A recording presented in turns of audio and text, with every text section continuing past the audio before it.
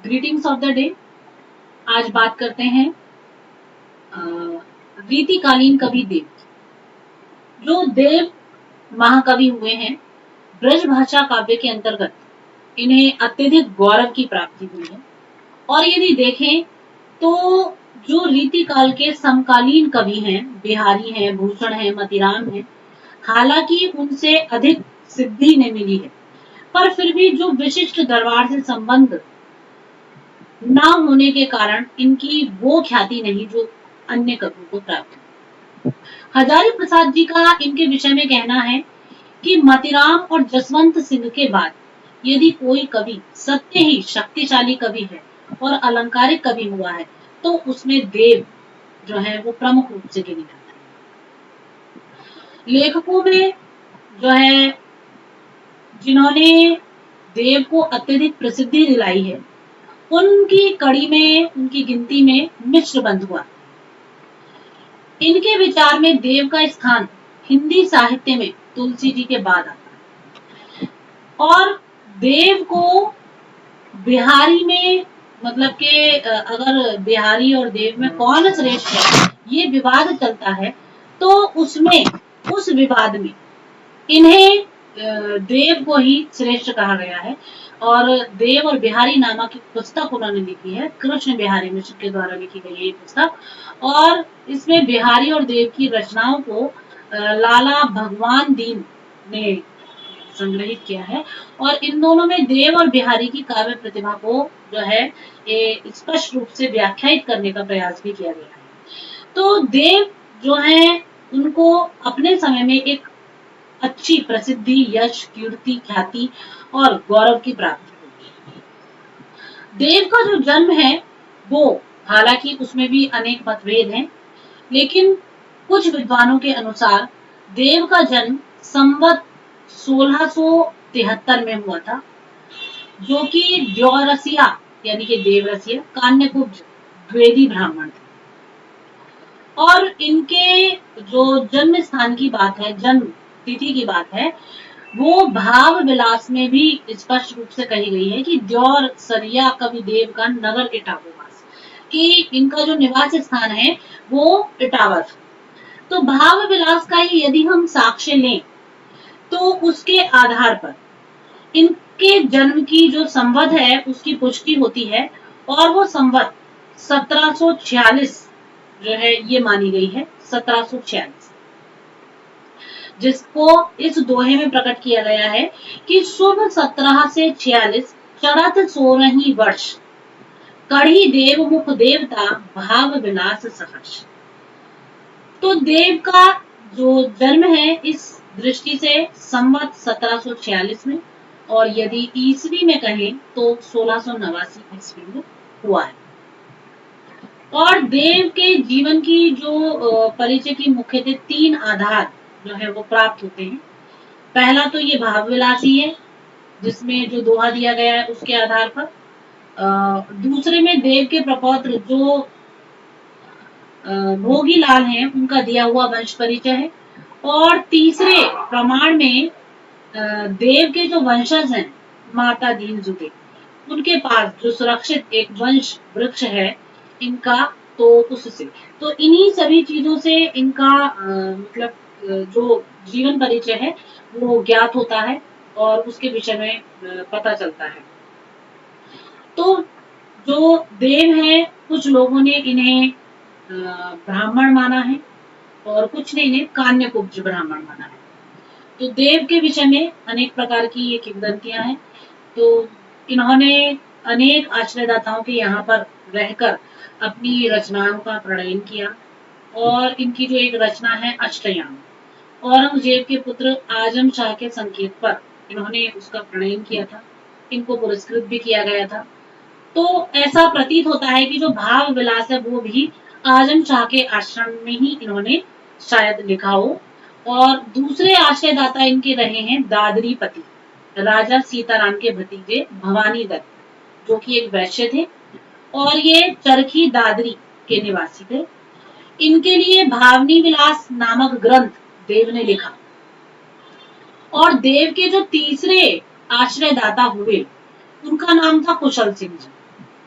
ये फफूंद नामक कोई स्थान है, वहां के रहने वाले थे और इनके लिए कुशल विलास नामक ग्रंथ की देव ने रचना की।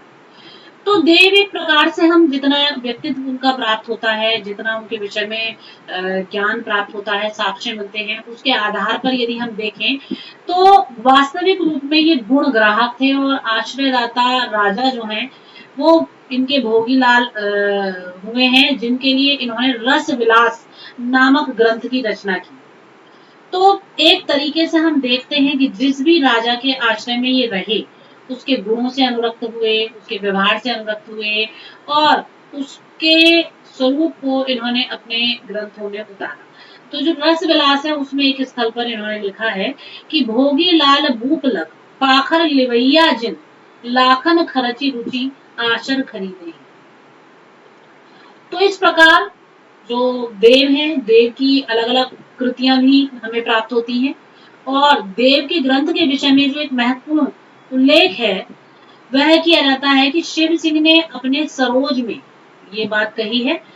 उन्होंने 72 संख्या का उल्लेख किया है कि इन्होंने टोटल 72 ग्रंथों की रचना की और 11 के नाम उन्होंने गिनाए भी हैं।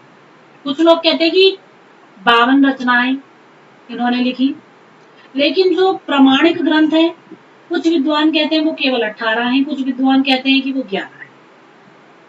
अन्य जो 9 ग्रंथ हैं इनके नाम से उल्लिखित हैं और कुल मिलाकर जो 27 ग्रंथ हैं वो देव के नाम से प्राप्त होते हैं। पर फिर भी उनमें भी जो निर्विवाद रूप से इन्हीं के लिए कहे गए हैं वो 18 ग्रंथ हैं, जिनको की आलोचकों के द्वारा देवकृत स्वीकार किया गया है। जिसमें अगर हम देखें तो भाव विलास, अष्टयाम और भवानी विलास, रस विलास और प्रेम चंद्रिका, राग रत्नाकर, सुजान विनोद, जगदर्शन पचीसी, आत्मदर्शन पचीसी, तत्व दर्शन पचीसी, प्रेम पचीसी, ये है शब्द रसायन, सुख सागर तरंग आदि, ये सारे ग्रंथ प्रचलित हैं। और इसके अतिरिक्त है प्रेम तरंग, कुसुम विलास और जाति विलास और इसी के साथ साथ हैं 2 देव चरित्र तथा देव माया प्रपंच। तो कुल मिलाकर जो ये रचनाएं हैं ये इनके नाम से जो है मतलब के प्रसिद्धि को प्राप्त है और इनके द्वारा लिखा हुआ एक संस्कृत का ग्रंथ भी है जिसका नाम है श्रृंगार विलास। इसका प्रकाशन भरतपुर से हुआ था और इसका जो विषय है वो श्रृंगार है और उसमें नायिका के भेदों का वर्णन किया गया है और हिंदी छंदों की रचना इस ग्रंथ में संस्कृत भाषा में की गई। तो यद्यपि हम अगर देखें या अध्ययन करें तो इसकी रचना शुद्ध संस्कृत में है, फिर भी देव की जो वास्तविक प्रतिभा है उसके दर्शन हमें इस ग्रंथ में प्राप्त नहीं होते। देव ने बहुसंख्यक ग्रंथ लिखे, लेकिन यदि हम एक निष्कर्ष निकालें तो सभी ग्रंथ एक दूसरे से भिन्न प्रतीत होते हैं।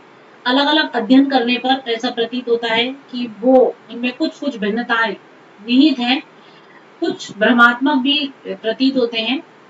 तो कुछ ग्रंथ अनेक छंदों में दूसरे ग्रंथों में मिलते हैं। इन्होंने अपने पूर्ववर्ती ग्रंथों को आश्रयदाता का नाम बदलकर दूसरा नाम दे दिया है। तो देव का जो वर्ण विषय रहा है उनकी रचनाओं में वो प्रमुख रूप से प्रेम और श्रृंगार रहा है, लेकिन प्रेम और श्रृंगार के संबंध में जो उनकी खुद की विचार धारणा है वो अत्यधिक उदात्त है, उच्च है और एक उज्जवल स्वरूप के साथ उनकी कथ्य में प्रकट होती हुई परिलक्षित होती है। देव के रचनाओं में एक काव्य शास्त्रीय विवेचन देखने को मिलता है जो कि इनके ग्रंथों में एक लक्षण अंश के रूप में दिखाई देता है।